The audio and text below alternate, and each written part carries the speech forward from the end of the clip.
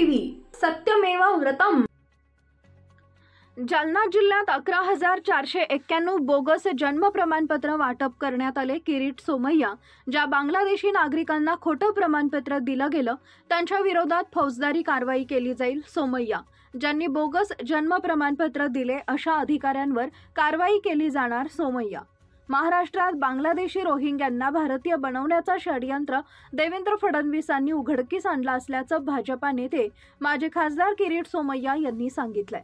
मागील 6 महिन्यात 2,14,000 बांगलादेशी रोहिंग्यांनी त्यांचा जन्म महाराष्ट्रात झाल्याबाबत अर्ज देऊन बोगस कागदपत्र दिले असा दावा सोमय्या यांनी केलाय। सर्वाधिक रोहिंगे वास्तव्यास असलेल्या महाराष्ट्रातल्या टॉप 10 ठिकाणांमध्ये जालन्यातील भोकरदनचा समावेश असून भोकरदनमध्ये 2,594 जन्म प्रमाणपत्राचे अर्ज आले।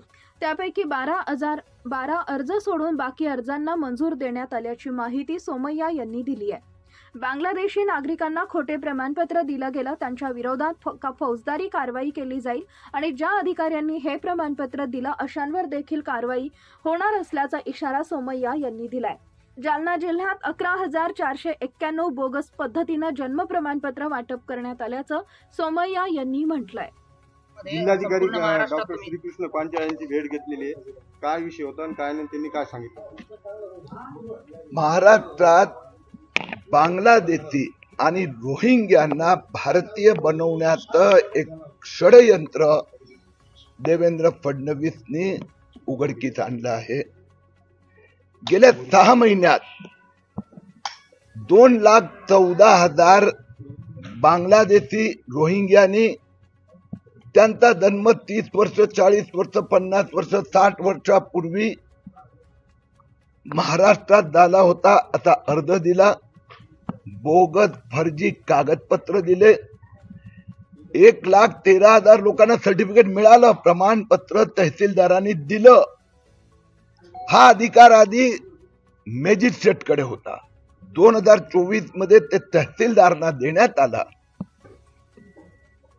आणि म्हणून आता फडणवीस सरकारने याला स्टे दिलेला आहे। जे महाराष्ट्रात या 2,14,000 मध्ये टॉप 10 महानगर आहेत, तालुके की जिथे सगळ्यात जास्त,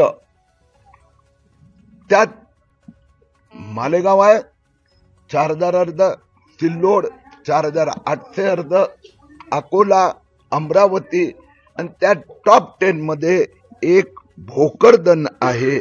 भोकरदन मध्ये 2,594 अर्ज आले।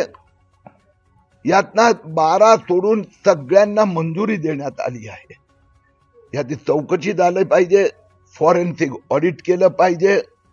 इथे कशा पद्धतीने बोगस रेशन कार्ड, बोगस शाळेचे दाखले व कोणताही पुरावाच नाही दिला। आधी त्या मीटिंग मध्ये हे समोर आलं, कोणताही पुरावा नसताना त्यांना सर्टिफिकेट दिले गेले आहेत। त्या सगळ्यांचं आतापर्यंत रिव्ह्यू केला जाणार आणि ज्या बांगलादेशींना सर्टिफिकेट देण्याची प्रक्रिया सुरू आहे त्यांच्या विरोधात फौजदारी कारवाई करण्यात जिल्हाधिकाऱ्यांनी मान्य केलं।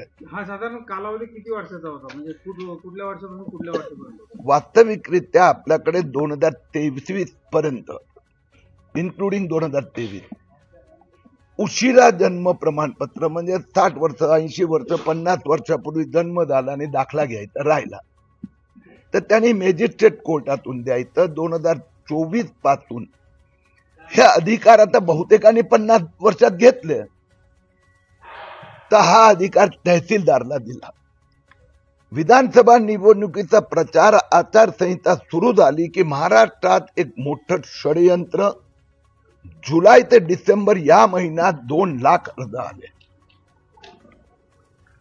डिसेंबर मध्ये हे माझ्या लक्षात आलं। निवडणुकीच्या काळात मी जे वोट जिहाद घोटाळा जो खुलासा केला होता, मुख्यमंत्री झाल्याबरोबर देवेंद्रजींनी मला सांगितलं की त्यात तुम्ही आम्हाला रिपोर्ट द्या आणि कारवाई सुरू झाली।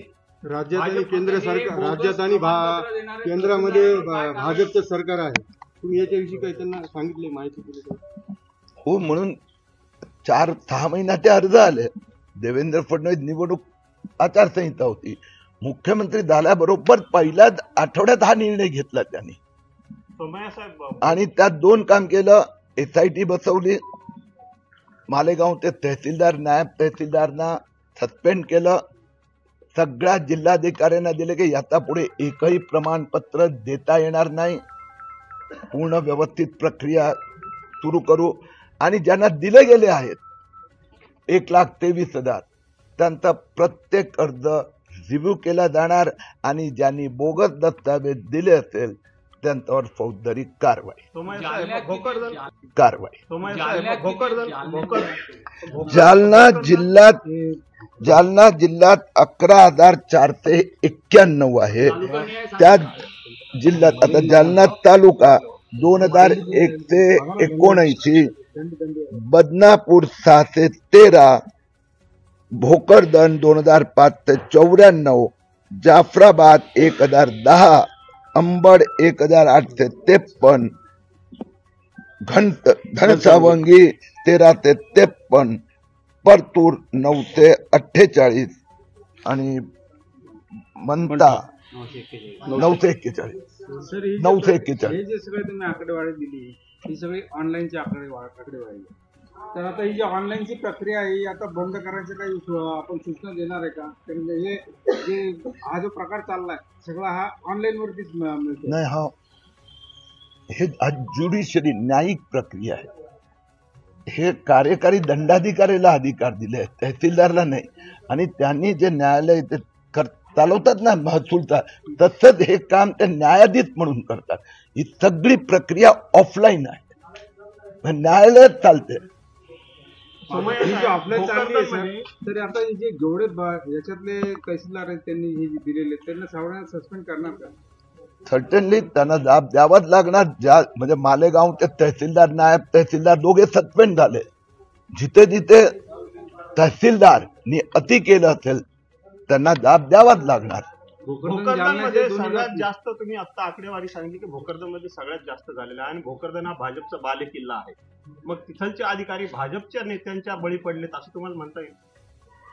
आता दादा गेल्या प्रचार सुरू झाल्यानंतर आचारसंहिता हा विषय आला आणि हे जे ऍप्लिकेशन आले आहेत त्यात 99% मुस्लिम समाजाचे बांगलादेशी नाव असलेले आहेत. तसं नाही, पण शेवटी भोकरदन मध्ये भाजप त्याच्यात पॉलिटिकल आचारसंहिता चालू होती. निवडणूक प्रचार तर पॉलिटिकल कुठे आला संबंध. आणि निवडणुका संपली यांनी मुख्यमंत्री शपथ घेतला, ताबडतोब कारवाई सुरू झाली.